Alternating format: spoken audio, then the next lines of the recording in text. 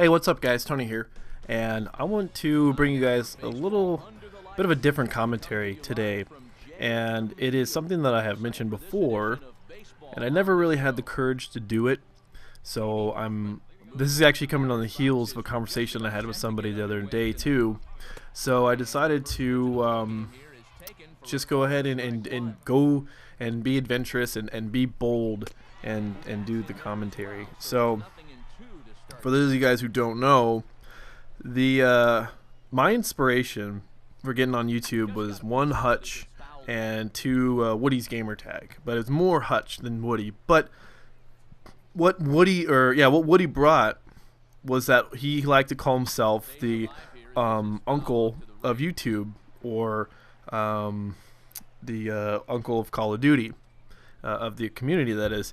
And I thought of myself, and now he's in his 30s, probably late 30s, and here I am in my late 20s, and I've always sort of thought of myself as maybe I could be the older brother of like a first-person shooter community. And the problem is, though, is I never took steps to give that advice because I was kind of afraid. And one, because I didn't really know, and nobody really asked me any questions like, hey, I'm having this problem, how do I solve it, you know? So I never got those sort of questions, so I never really ventured to just project, like, here you go, I'm just going to start giving people advice, you know? And so like I said, this commentary is coming on the heels of a conversation that I had. So I kind of want to give that a try, and I want to talk about bullying right now. And I'm going to tell you my own personal stories, and I want to tell you about the second part of this will be about how you can have an impact on a person, a very important impact on one person, and you might not even know it. And so let me get started with the bullying. Now, growing up, I grew up in this small community in Oceanside, and I went to elementary school, middle school, with the same group of people. So I knew the same group of people from my elementary school, so it was K through 6th grade, and then we had the option to go into middle school in 6th grade, but a lot of us just stayed at elementary school, and we wanted to be, kings of the elementary school for that year. We didn't want to leave on a 5th grade and be like, well, there's 6th grade, and there's all the sorts of like 6th grade camp, and there was some other things that we could do. So I ended up staying. All my friends, we all sort of agreed that we wanted to stay at South Oceanside Elementary School for our 6th grade year, and then go into Lincoln Middle School in 7th grade and sort of be like the middle group people. We weren't like the youngins, but we weren't the 8th graders. And so what I did is I don't want to like make it sound like I was super popular, but just when you grow up with a group of people from kindergarten all the way to 6th, 7th grade, you have these friendships. Some of them you might be like rivals, but you still know each other. And so my father was in the Marine Corps, and in 1997 he retired after 20 years. And my parents were looking to move out of the area, and so we actually they uprooted us, and we moved to Las Vegas. And so I lived in Henderson, if you guys are aware of the Las Vegas area. So I lived in Henderson for a year, and I went to the Thurman White Middle School, and I transferred in the middle of my 8th grade year. And so up to that point, I had been a guy who I was comfortable with everybody, and I was goofy, and I played sports, and so I was well known, and my dad has a very personable sort of a personality, and I've inherited that through watching him in his interactions. And so I had a lot of friends in a lot of different places, and so when you move and suddenly you're the new guy, things are different. And there was this guy, and I remember that to this day, the first week of class, this kid named Tim, he had long brown hair. He didn't like the fact that I came in, and there was this girl, Shandy, who I had 2 classes with, and she had an immediate attraction to me. And the first day of school, I walk in, and I sit close to her in like a science class or whatever, and then we go into this like English class or whatever. So I'm like in my schedule, I'm looking for classes, and I walk in the door, and the girl like literally like screams. She's like, oh my god, And so I think we had history. I think we had 3 classes together. Now I think about it. Anyways, the thing is though, is that this kid Tim was in a couple of my classes too, and I think he didn't like that very much. So I started to get bullied a little bit. This guy was, giving me shit for being the new guy, and I've never been in like a confrontation at this point ever. I was just sort of like, cool, SoCal guy, just kind of like, whatever, dude, it's cool. Kind of like you see in those movies whenever the SoCal guy or the California guy goes to the Midwest or whatever, and they're all uptight and anal and whatever, and he's just kind of like, whatever, bro, just like, I want some waves, man. And that's kind of like how I was, Spent my summers on the beach. I had blonde hair at the time because I was out all the time and boogie boarded. Never learned to surf though. But yeah, I was like the total laid back guy. Never had to get in a confrontation. This guy kept ragging on me for a couple weeks. And I remember we were going to lunch, and I was leaving this history class. I can't remember the guy's name, but I could picture the teacher's face. And he was like talking behind me as I was walking. And I turned around, and I was just like, I can't remember exactly what I said, because it's all sort of like the adrenaline rush. But basically, the long story short, I told him that if he wanted to continue to talk shit about me, we could throw down right here, right now. And then the kid shut up.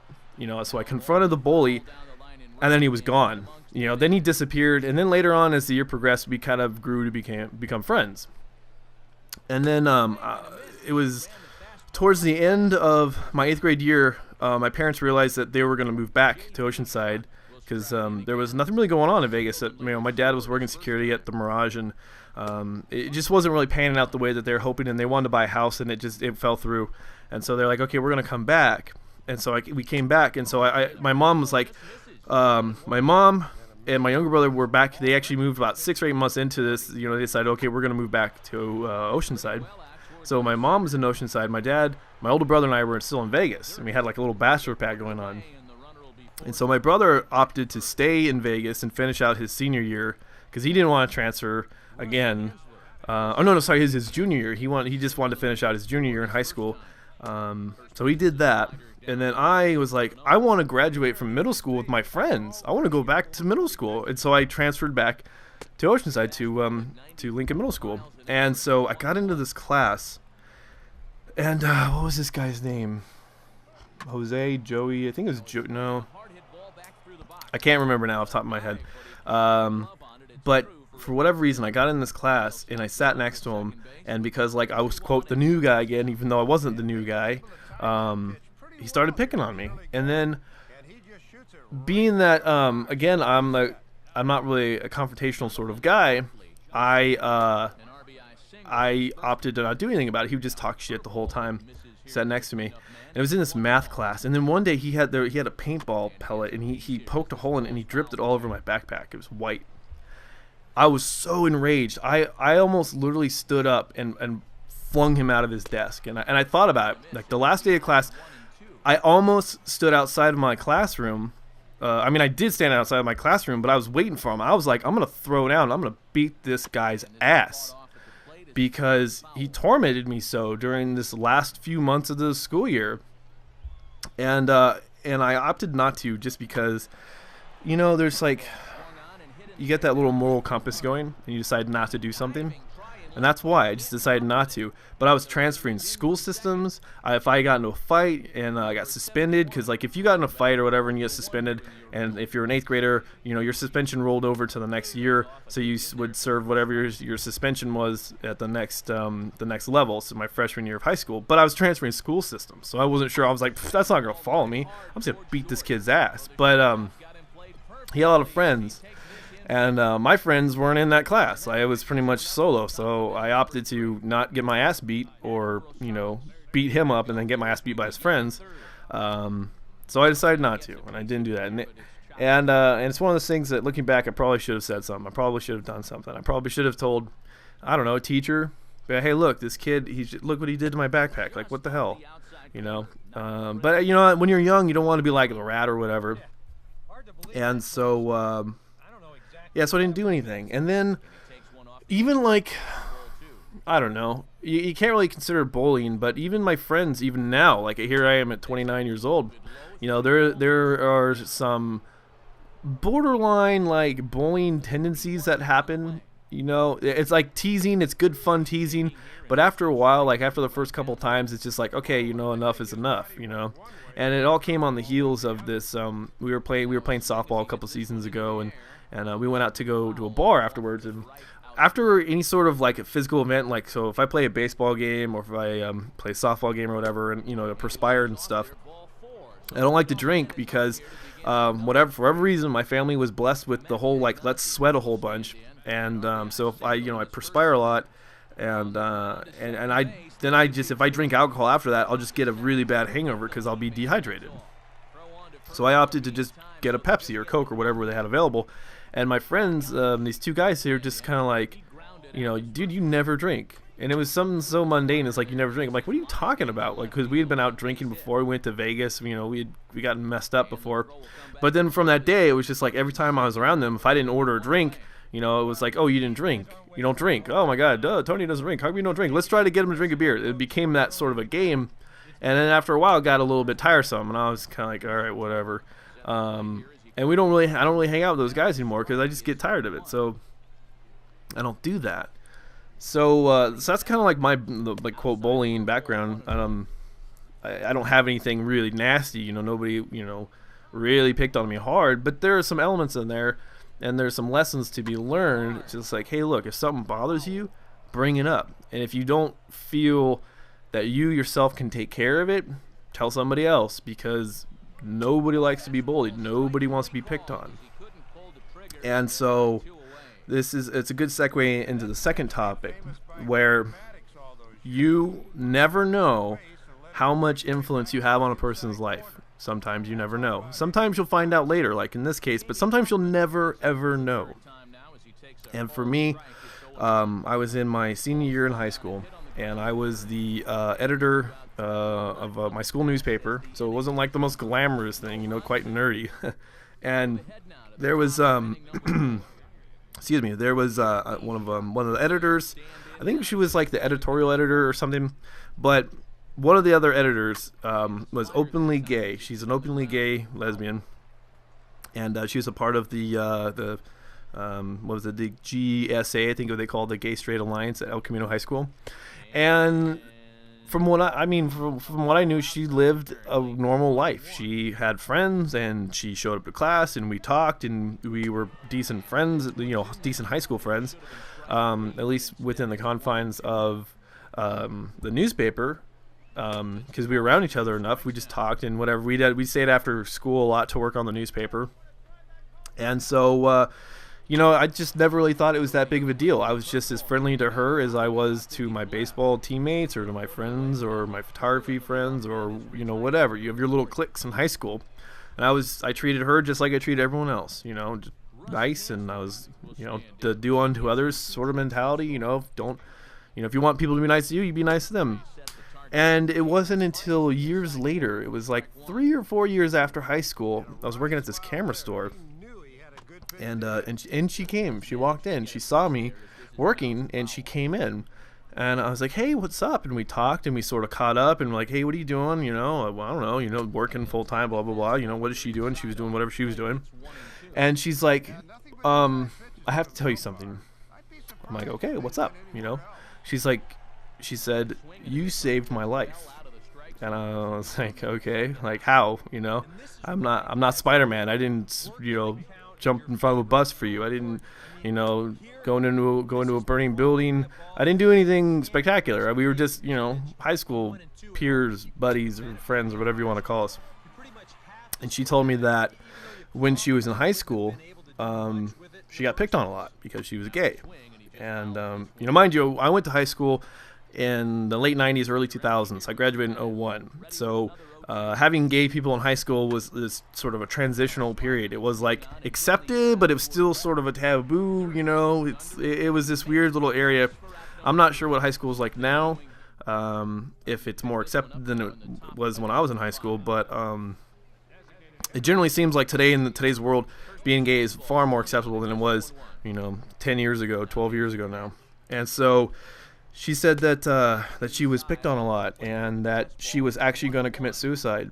And the only reason why she didn't commit suicide is because I talked to her and I was nice to her.